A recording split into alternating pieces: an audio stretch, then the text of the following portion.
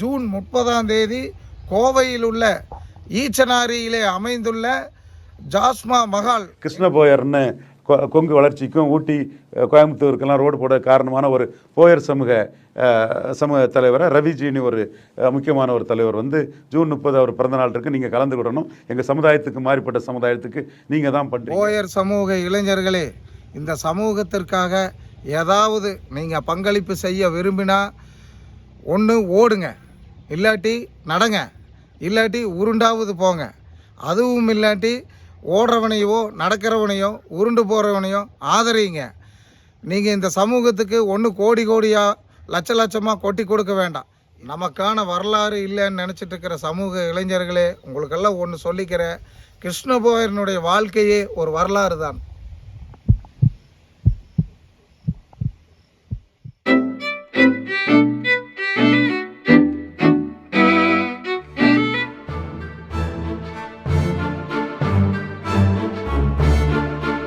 அனைவருக்கும் வணக்கம்.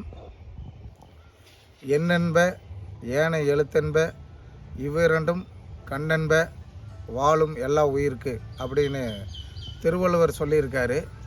அதனுடைய பொருள் என்னன்னு கேட்டிங்கன்னா, எண்ணும் எழுத்தும் தான் ஒரு தனி மனிதனுக்கு அறிவுபூர்வமான விஷயங்களை தரும் அப்படின்னு வள்ளுவர் சொன்ன வாக்கு இன்றைக்கி நம்ம சமுதாயத்துக்கு ரொம்ப தேவைப்படுது. எண்ணும் எழுத்தும் தான் ஒரு சமூகத்தினுடைய வளர்ச்சிக்கு மிக முக்கியமாக இன்றியமையாததாக இருக்குது.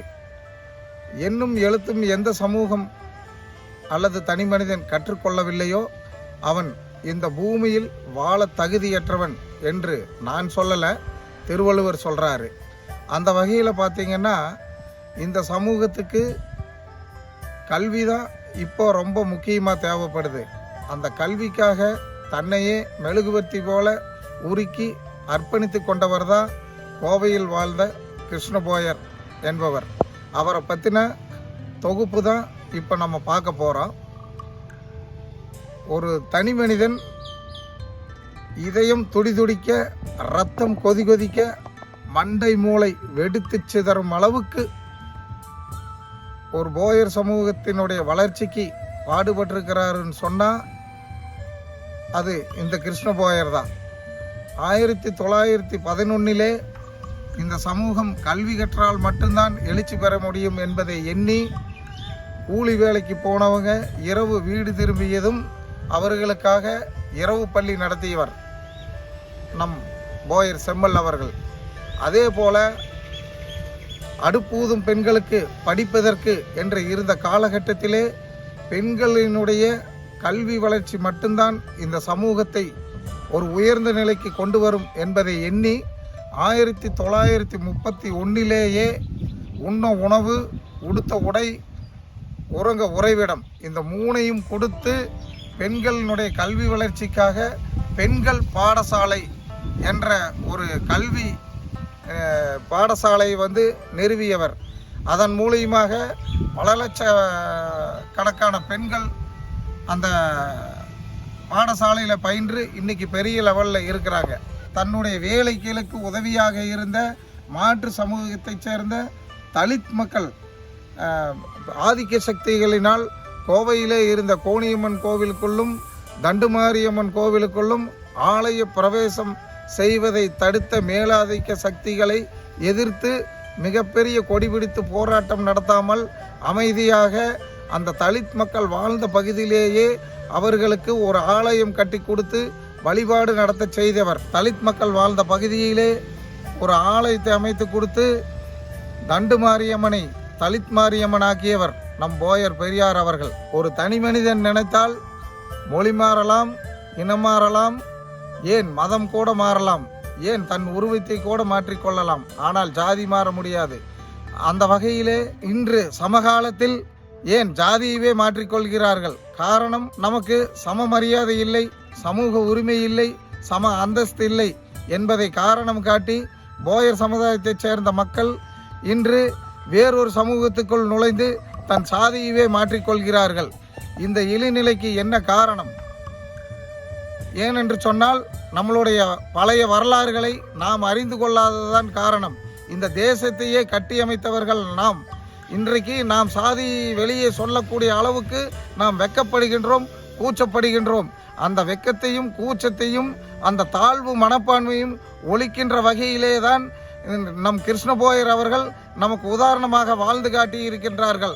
மேலாதிக்க எண்ணம் கொண்டவர்கள் இவருடைய சமூக சேவைகளை முடக்கியதன் விளைவாக இவருடைய வரலாறு போயர் சமூகத்திற்கும் பொது சமூகத்திற்கும் தெரியாம போயிருச்சு. எப்படி நாடார் சமூகத்திலிருந்து ஒரு ஆளுமை காமராஜர் உருவானாரோ அந்த சமூகம் அவரை ஆதரித்து அந்த சமூகம் முன்னுக்கு வந்தது. அதே போல தேவர் சமூகத்திலிருந்து சுயம்பு மாதிரி ஒரு ஆளுமையாக உருவானவர் தான் தேவர். அந்த மக்கள் அவரை ஆதரித்து அந்த மக்கள் இன்னைக்கு ஒரு நல்ல நிலைமையை அடைஞ்சிருக்கிறாங்க. ஆனால் போயர் சமூகத்திலிருந்து உருவான ஒரு ஆளுமை கிருஷ்ணபோயரை நம்ம ஆதரிக்காதனுடைய விளைவு, அவரை பற்றி தெரிஞ்சுக்காதனுடைய விளைவு, அவர் செய்த சேவைகள் இன்னைக்கு விடுபட்டு போயிருச்சு. அதனால் வரலாறில் அவர் வெளிக்கொண்டு வரணுங்கிற ஒரே காரணத்துக்காக அவர் செய்த சேவைகளை நாம் இன்னைக்கு அதை எடுத்து ஒரு நூலாக்கி இந்த மக்களுக்காக அர்ப்பணிச்சிருக்கிறோம். இவர் செய்த மாபெரும் சேவைகளில் முக்கியமானது என்னன்னு கேட்டிங்கன்னா, 1858 வாழ தகுதியற்ற நகரம் கோவை மாநகரம் என்று ஆங்கிலேயர்களால் முத்திரை குத்தப்பட்டது. 1920 25 வரை மாநகராட்சி கவுன்சிலராக இருந்த கிருஷ்ணபோயர் தான் மலையை குடைஞ்சு, சிறுவாணி மலையை குடைஞ்சு ஒரு 30 கிலோமீட்டருக்கு குழாய்கள் அமைத்து தண்ணீர் கொண்டு குடிநீர் பஞ்சத்தை தீர்த்து கோவையை செழுமையாக்கியவர். அதே போல இந்த சமூகத்திற்கு கல்விதான் முக்கியம் என்பதை அறிந்து கொண்ட கிருஷ்ணபோயர் அவர்கள் பொது சமூகத்திற்கும் தன்னுடைய பங்களிப்பை கொடுக்கும் விதமாக அவினாசிலிங்கம் செட்டியாரோடு இணைந்து 1934 பிற்படுத்தப்பட்ட மக்களும் தாழ்த்தப்பட்ட மக்களும் கல்வி கற்பதுதான் சிறந்த வழி, அப்பொழுதுதான் இந்த நாட்டினுடைய பிரச்சனைகள் தீரும் என்று விவேகானந்தர் ஆணித்தரமாக நம்பியிருந்தாரோ அதன் வழியிலே சென்று அவர்களுடைய மரபுகளை பின்பற்றி காந்தியடிகளை அழைத்து ஸ்ரீ ராமகிருஷ்ணா மிஷன் வித்யாலயா என்கிற கல்வி நிறுவனத்தை துவங்குவதற்கு ஸ்ரீ கிருஷ்ணபோயர் அவர்கள் மாபெரும் பங்காற்றி இருக்கிறார்கள். இந்த மாதிரி ஏகப்பட்ட சமூக சேவைகளை இவர் செய்ததின் விளைவாக இன்றைக்கு நம்முடைய வரலாறாக மிளிர்ந்து கொண்டிருக்கிறார். இவருடைய வாழ்க்கை வரலாறு புத்தகமானது ஜூன் 30 கோவையில் உள்ள ஈச்சனாரியிலே அமைந்துள்ள ஜாஸ்மா மஹால் என்கிற திருமண மண்டபத்திலே இந்த நிகழ்வு நடைபெற இருக்கின்றது. ஆக தமிழகத்தில் உள்ள அனைத்து சொந்தங்களும் பந்தங்களும் அன்பர்களும் நண்பர்களும் இந்த விழாவிலே கலந்து கொண்டு இந்த நிகழ்வினை சிறப்பிக்குமாறு ஸ்ரீ காளிதாஸ் ஆசிரமத்தின் சார்பாக உங்களை எல்லாம் பணிவன்போடு கேட்டுக்கொள்கிறேன். நன்றி, வணக்கம்.